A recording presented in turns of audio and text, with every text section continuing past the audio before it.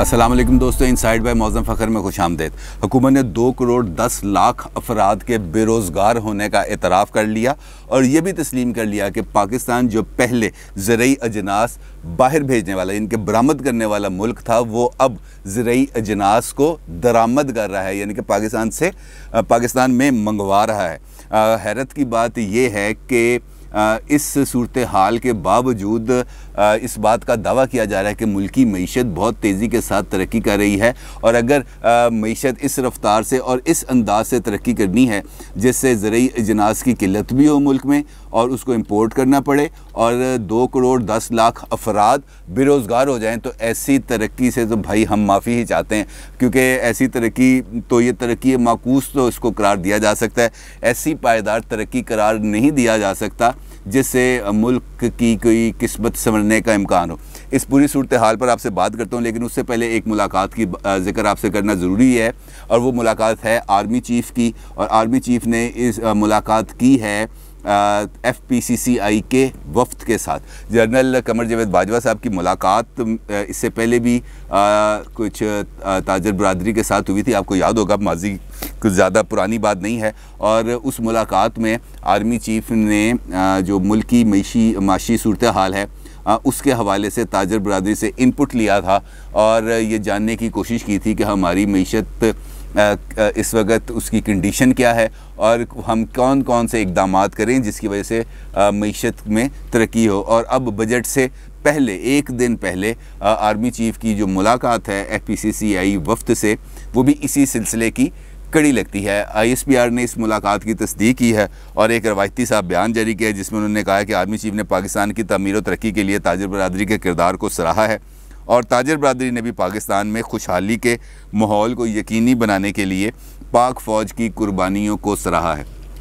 ये तो एक बयान है जो आपके ISPR ने जारी किया, लेकिन असल सूरत हाल मेरा नहीं ख्याल इस बयान से वाज़े होती है, क्योंकि FPCCI के ज़राए के मुताबिक इस मुलाकात में भी आर्मी चीफ़ को मुल्क की माशी सूरत हाल के हवाले से तफसील से ब्रीफिंग दी गई और ये जो हमारा जो ग्रोथ रेट वाला शरह नमू के हवाले से जो इस वक्त दावे चल रहे हैं उस पर भी बातचीत हुई और इस बात पर भी तबादला ख्याल किया गया कि किस तरीके से वो कौन से पैरामीटर्स हैं जिस पर अमल करके हम एक पायदार माशी नमू को हासिल कर सकते हैं। इस मौके पर FPCCI के वफ़द ने army chief general Qamar Javed Bajwa को उन तमाम इशूज़ से आगाह किया जो इस वक्त उनको दरपेश हैं, ख़ास तौर पर FBR पर, चूँकि इस वक्त दबाव बहुत ज़्यादा है कि वो रेवेन्यू कलेक्शंस की रफ़्तार को तेज़ करे और डॉक्यूमेंटेड इकॉनमी की तरफ जाए। तो इस मामले पर जो इस वक्त FBR की कार्रवाइयाँ हैं जिससे ताजर बरदरी, ख़ास तौर पर हमारी मेन बिज़नेस कम्यूनिटी बहुत ज़्यादा परेशान है,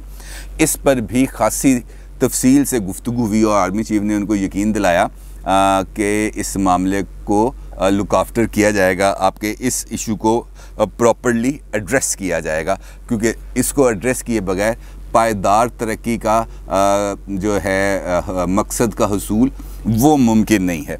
अब बात करते हैं ये जो गवर्नमेंट ने दावा किया है, जो बल्कि तस्लीम किया है कि ये 2 करोड़ 10 लाख अफराद बेरोज़गार हुए।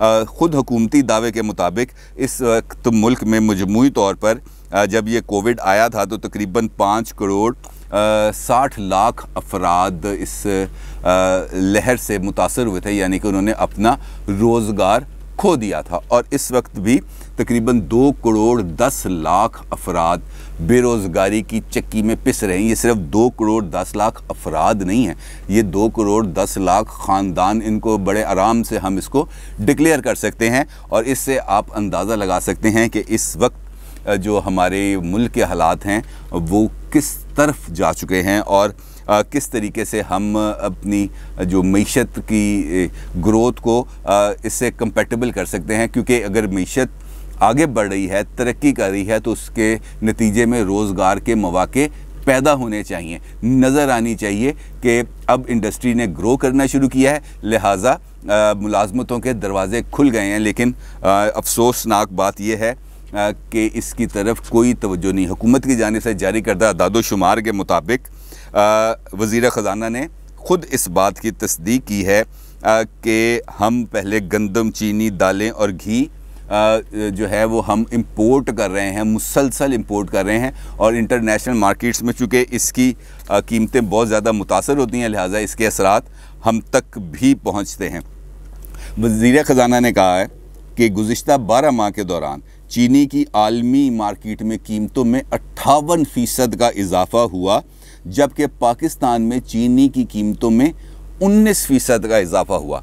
अब अगर हम इस एक नुक्ते को अगर हम इस पर गौर करें तो जो पाकिस्तान के अंदर जो ख़ुद स्टेटिस्टिकल डिवीज़न ऑफ पाकिस्तान ने अदाद-ओ-शुमार जारी किए थे, जिसमें ये बताया गया था कि इस वक्त मुल्क में जो चीनी की पैदावार है वो मुल्की ज़रूरियात के लिए काफ़ी है, और इसको काफ़ी करार देते हुए इस बात का भी दावा किया गया था कि चीनी की कीमतों को हम 80 रुपये 85 रुपये के इर्द गिर्द फ़िक्स किया जाएगा। बल्कि गवर्नमेंट ने ख़ुद इसका रेट, शहजाद अकबर साहब ने एक प्रेस कॉन्फ्रेंस के अंदर इसके रेट को फ़िक्स भी किया था, लेकिन इसके बावजूद चीनी जो है इस वक्त भी 100 रुपये के लगभग फ़रोख्त हो रही है।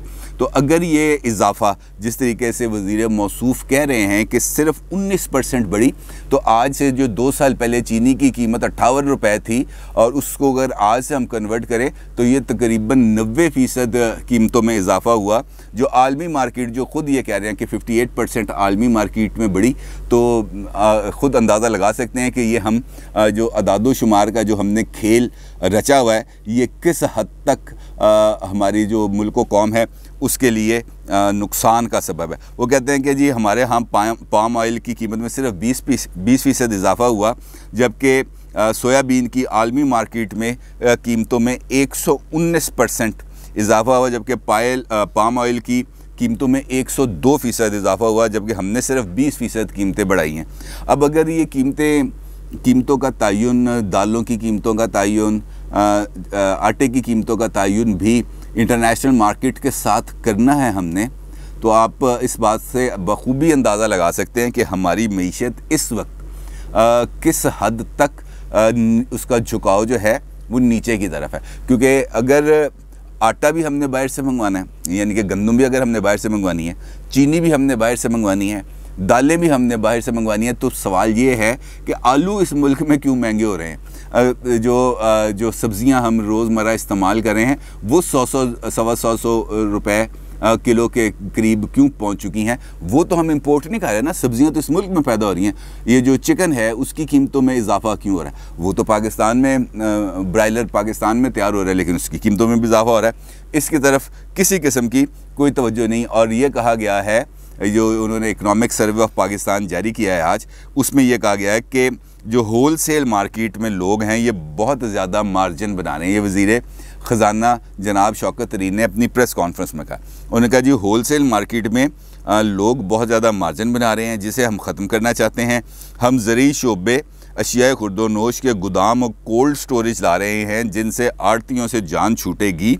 और हम 4 से 5 चीज़ें गंदम, चीनी, दालों में स्ट्रेटेजिक रिज़र्व्स बना रहे हैं। यानी कि हम ये जो गोदाम बनाएंगे, पता नहीं कब बनाएंगे, वो गोदाम बन जाएंगे, अगले 4 से 5 साल के अंदर वो गोदाम बनेंगे।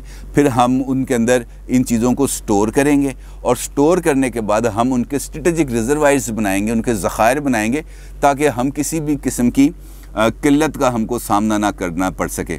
और ये जो इतना तवील मुद्दती मनसूबा उन्होंने बनाया, कौन जीता है तेरी जुल्फ़ के सर होने तक, इस पर तो सिर्फ इतना ही कहा जा सकता है। फिर दावा ये करते हैं कि जनाब हमने बहुत ज़्यादा तरक्की की है। तो मुझे तो इस तरक्की के दावों पर भी बहुत ज़्यादा मामला है। अभी एक तरफ मुल्क के अंदर शदीद किस्म की लोड शेडिंग जारी है।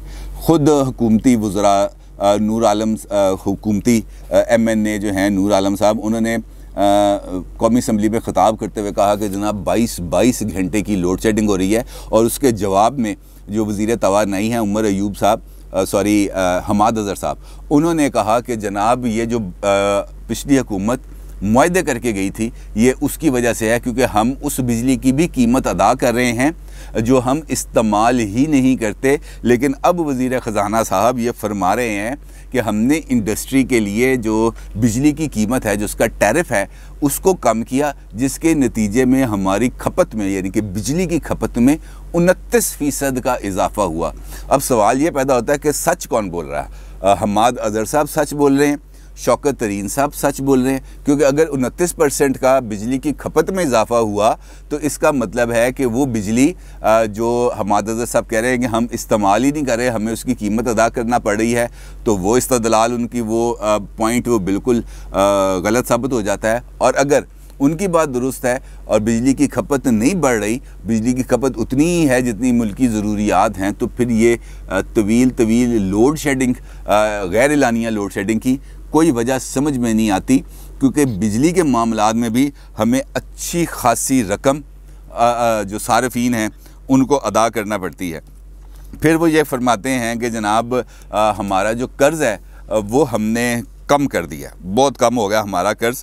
ये जो जून 2020 में 131 खरब रुपए का कर्ज़ था, ये अब 125 खरब रुपए पे आ गया, यानी कि 6 खरब रुपए की इसमें कमी आ गई है जो हमने गैर मुल्की कर्ज़ लिया था। और ये जितनी कमी आई है तो साथ ही ये जो 3000 अरब रुपए का खसारे की उन्होंने नवीद सुनाई है कि हमारा जो बजट अब कल जो पेश होने जा रहा है इसमें 3000 खरब रुपए का, 3000 अरब रुपए का जो डेफिसिट है ये भी पूरा करना है। तो जब ये 3000 अरब रुपए इसमें ऐड हो जाएगा, जो बजट के खसारे को पूरा करने के लिए लिया जाएगा, तो मामला फिर उधर का उधर ही आ जाएगा। तो ये तरक्की जो है वो सिर्फ अदादो शुमार के अंदर ही है दोस्तों। तरक्की को अगर हमने मयार, जो सादा सा मयार है वो सिंपल ये है कि उससे लोगों की ज़िंदगियों के अंदर बेहतरी नज़र आनी चाहिए। अगर इंडस्ट्री फ्लरिश कर रही है, इंडस्ट्री आगे बढ़ रही है, तो उसके नतीजे में रोज़गार के मौके नज़र आने चाहिए। अगर ताजरों का काम चल रहा है, बेहतर अंदाज में उनकी बिक्री हो रही है, तो इसका मतलब है कि एक आम आदमी की कुव्वत ख़रीद में इजाफ़ा हो रहा है, जबकि हकीकत ऐसी नहीं है। इस बजट की आड़ में भी तकरीबन 2200 अरब रुपए के नए टैक्सेस लगाने का मंसूबा बना लिया गया है। और कल जो बजट पेश किया जाएगा इसमें बेशक हुकूमत 10,000 मरतबा ये बात कहे कि जनाब हम नया टैक्स नहीं लगा रहे, ये सारे का सारा झूठ पर मबनी है। कल के बजट में आप देखेंगे कि 2200 अरब रुपए के जब टैक्सेस लगेंगे, क्योंकि उसके नतीजे में इन्होंने रेवेन्यू कलेक्शन के अंदर जो इजाफा किया है उसको जो लेके जा रहे हैं 5400 अरब रुपए पर, जो उसका टारगेट नया फिक्स कर रहे हैं तकरीबन 54 खरब रुपए, वो भी कैसे पूरा करना है? वो टैक्स लगा के तो पूरा करने, इसके अलावा कैसे पूरा करेंगे? जो लोग टैक्स नहीं देते उनके लिए हर तरफ से आसानी है, और जो गरीब आदमी माचिस की एक डब्बी भी लेता है, जो एक बॉल पॉइंट भी लेता है, वो भी इस पर टैक्स अदा करता है। तो आप इससे अंदाज़ा लगा ले कि मईशत के हवाले से दूर दूर तक कोई अच्छी खबर मिलने का इम्कान नहीं। अपनी राय का ज़रूर इज़हार कीजिएगा। आपका बहुत शुक्रिया। अल्लाह हाफ़िज़।